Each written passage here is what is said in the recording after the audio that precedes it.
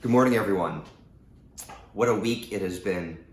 For many of us, it has brought a level of exhaustion, something that I am admittedly feeling, which is just a microcosm of what our Black community has been feeling for years. Inevitably embedded within that is a strong lesson of education. And as we navigate our own feelings and deal with the backdrop of this invisible force of 2020 and everything that is being thrown our way, it's important that we remember the rule of entropy, which is the second mental model that I shared within this series. Entropy, a thermodynamics principle, tells us that it is the natural state of things to move towards disorder. Coping with our own disorder, whether internal or externally induced, is not easy.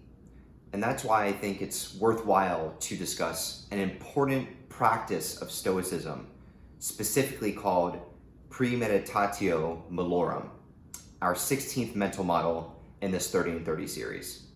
Let's touch upon Stoicism first. Stoicism refers to the school of thought first conceptualized by Zeno of Citium in 3rd century BCE and was further carried through generations of the Roman and Greek empires by the likes of philosophers Marcus Aurelius, Seneca, and Epictetus. Didn't pronounce that correctly. But according to its teaching, happiness and fulfillment is found in accepting the moment as it presents itself, not allowing yourself to be consumed in reaction by pleasure or pain, and treating each other justly and fairly. Never too high, never too low, avoiding emotional extremes. This tends to be our modern, simpler interpretation of what the ancient philosophers intended. Stoicism is really a matter of acknowledging that our world is full of cause and effect. Moreover, much of what occurs to us is out of our individual, immediate control. Rational decision-making in stressful environments involves a Herculean state of mindfulness, but also courage, temperance, justice, and wisdom, which happens to be the 4 virtues of Stoicism.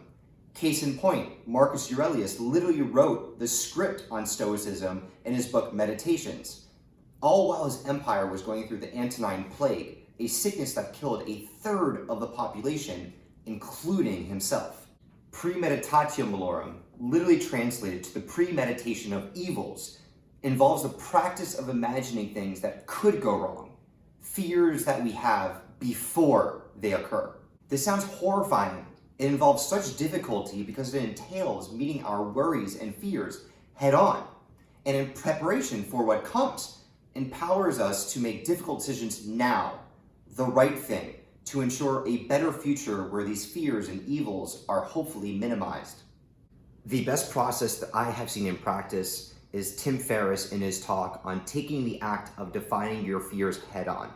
If this is of further interest to you, watch his TED Talk, which I will link in the comments.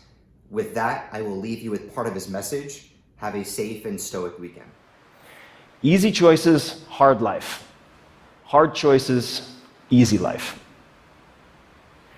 The hard choices, what we most fear doing, asking, saying, these are very often exactly what we most need to do. And the biggest challenges and problems we face will never be solved with comfortable conversations, whether it's in your own head or with other people. So I encourage you to ask yourselves, where in your lives right now might defining your fears be more important than defining your goals? Keeping in mind all the while the words of Seneca, we suffer more often in imagination than in reality. Thank you very much.